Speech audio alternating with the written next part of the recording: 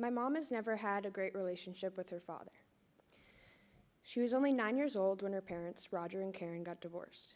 Her father, Roger, remarried a woman named Ellen, and who had 2 children from a past marriage. Together, Roger and Ellen had a son, my Uncle Trevor, who was 13 years younger than my mom. During my mom's sophomore year in college, her mom died in a car crash, leaving Roger as her only living parent. As I grew up, I always wondered why we only ever saw one of my grandfathers, my dad's dad, Mze. I would ask my mom why, and her response changed as I got older. At 5 years old, she told me that he lived too far away. But we visited Michigan every summer, so how could he be too far away? When I was 8 years old, she told me that he was just a bad person who smoked a lot and that she didn't want us around him. I bought that for a while until I realized that my Aunt Allie smoked and we saw her frequently. When I was 13 years old and old enough to understand, my dad and mom sat me and my brother down one night and told us the truth. Roger had raped and sexually abused my mom's stepsister Megan over a 7-year period until she was 14. And for a difficult reason to explain, I want to meet him. I grew up believing that Roger was a bad person for some reason or another. I came to understand that while Roger's past incident with Megan was unforgivable, that wasn't the only reason my mom had no relationship with him. Roger is the heir of a well-known pharmaceutical company's fortune. The net worth of all the families under this company today is about $1.2 trillion. When I was 11 years old, I found out that Roger and his family's money paid for my brother and my education, but not purposefully. A fund set up by my mom's grandmother gave money to her great-grandchildren for their education through high school. But this fund would be dissolved once Roger died and his will took over. It became a basis for my understanding of the type of person Roger is. A man who has enough money to help and support his entire family, but doesn't. My family comprises of my mom, my dad, my older brother Will, and me. I can still remember that warm August night in 2012 when all of us sat down at the dinner table and my parents announced that they were getting a divorce. I sat paralyzed and emotionless, attempting to understand and come to grips with the fact that my life would be changing. To this day, although there were many other reasons, I believe the divorce was an indirect result of Roger and his effect on my mom. There's a gene in my mom's family that is passed on through generations. This gene predisposes the person who has it to have a depressive illness.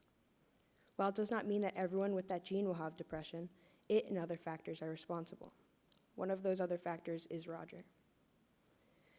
The gene for depression runs in my mom's family. My mom has depression, my Aunt Allie has depression, my Uncle Trevor has depression, and I was given this unwanted gift. My mom's depression is not very serious, and neither is mine, but it still affects the both of us daily. Because of Roger, my parents' marriage might have been doomed from the start. Despite this, I believe that Roger has made my mom the independent person she is today. My mom had to take matters into her own hands because she could never count on her father. My mom is strong-willed and unwilling to sacrifice her happiness. My mom is a professional chef, and this has led her to have many different jobs. She started working at Stonewall Kitchen when I was in 7th grade, but she left that job when she began to see no future in it.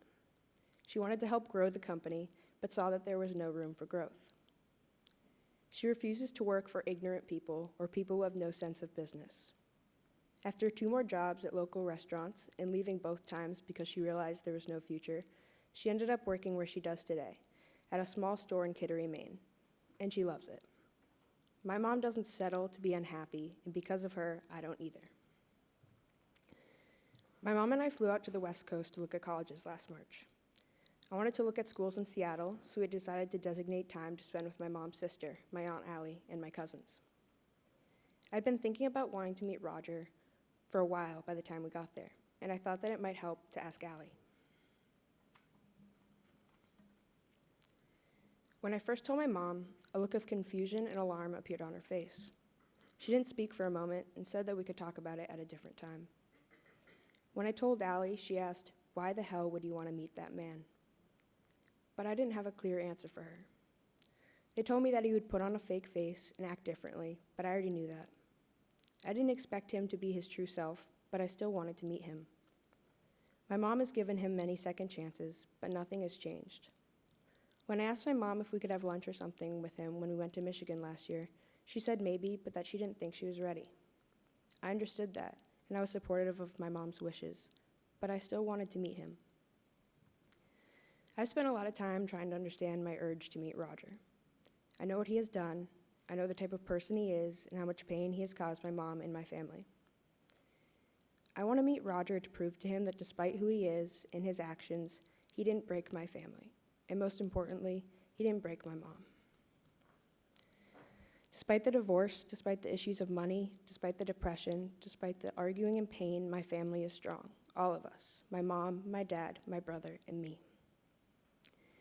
I want to meet Roger to show him that he didn't or he doesn't deserve to be my mom's only living parent, and that my mom doesn't deserve to have him as a father. Because of what he did and who he is missing out on knowing me and my brother and the people we are becoming. I want to show him that my mom is unconditionally loved by all the people in her life. And I want my mom to know that she's the strongest person I know and that she's the motivation for everything I do.